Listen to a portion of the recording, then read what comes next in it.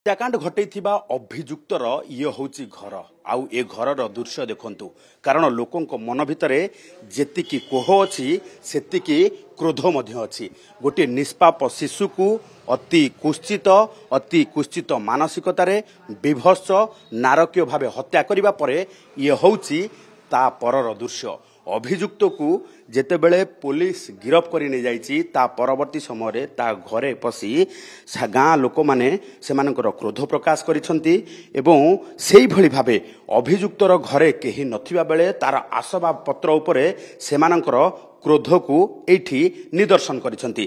कारण हेउछि कोह भितरे क्रोध रहिछि एवं ए कोह भितरे समस्ते क्रोध सहकारे किभली दंड विधान हेबा आवश्यकता अछि अभियुक्त उपरे ताहा एठी प्रतिफलित होउछि। कारण गोटे निष्पाप 11 वर्षर शिशु को जे पंचम क्लास रे पाठ पढुतिला एवं गाँर सबु लोकंकर गेल्हा थिला सेई गेल्हा को आज एई रतनपुर रे कबर देई देइछि जणे नर राक्षस।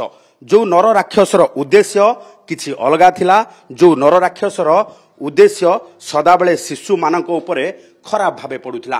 तेबे एभली क्षेत्र रे अभियुक्तर परिवार लोके केही एबे नथिबा बेले अभियुक्त किंतु जेते बेले पुलिस हिरासत रे रहिछि गाँ लोक माने आज राग सुझैछंती एवं घर भितरे एभली आसबाब पत्र को भंगा रुजा करबा सहित आज एठी ही फैसला ऑन स्पॉट भावे एठी शो करिसंती जे अभियुक्त उपरे किभली भावे कठोररु कठोर कार्यानुष्ठान हेबा आवश्यकता अछि।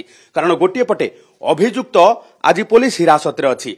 15 तारिख रु निखोज हो जाइथिबा सेई शिशु 15 तारिख रु निखोज होइथिबा सेई निष्पाप निष्कलंक एवं कोमलमती शिशु को जे अति नारकीय भावे हत्या करिछि, जे अति दयनीय भावे हत्या करी लाटिन टांकी रे पकई देइछि ता उपरे कड़ारू कड़ा कार्यानुष्ठान हेबा आवश्यकता अछि। कारण गाँ लोकंकर सबुठु बड़ डिमांड जे जदि पुलिस अभियुक्त को दंड देई परिबो नाही तेबे छाड़ी दउ आमे गाँ मझिरे घोषाड़ी घोषाड़ी दंड दबु। तेबे यारी भितरे आहुरी गुरुतर प्रमाण मिलिछि जे अभियुक्त काले अन्य शिशु मानक उपरे मध्य एई भली भावे प्रयोग करुथिला, कला कौशल प्रयोग करबा सहित आउ जने शिशु को मेलन देखेबा पाई नबा पाई उद्यम मध्य करिथिला। तेबे मेलन देखेबा पाई जेतेबेले राति 9:30 रे आउ जने शिशु को नेइथिला सेभली क्षेत्र रे घर लोक खोजा खोजी करबा परे काळे धरा पड़ी जिवो ताकू आनी एठी गाँ रे पुनी छाड़ी देइथिला। तेबे परवर्ती समय रे एठी एई निष्पाप शिशु उपरे पड़िथिला लोलुप दृष्टि।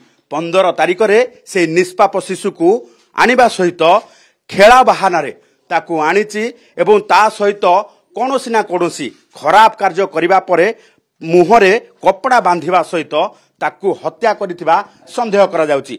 एवं लाटिन टांकी उद्धार हेइथिबा गलित सबरु मध्य ता पाटी रे कपड़ा बंधा हेइथिबा देखा जाइछि एवं जहाकू नेई गाँ लोके वर्तमान संदेह करुछंती कोनोसी अपकर्म करिबा बेले तार पाटी बांधी देइछि एवं काले से चिल्लैबो काले बाहर को शब्द बाहरी आसीबो।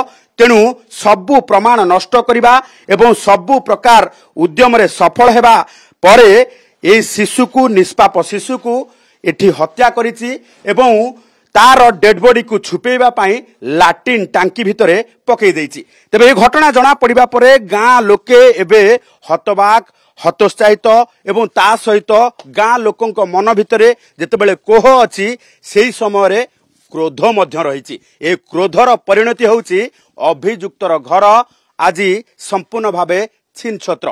कारण अभियुक्त को इमिडिएट दंड देबा पाई एठी दाबी करा जाउछि। रतनपुर कैमरा पर्सन विभू प्रसाद को सह चंदन पाइक।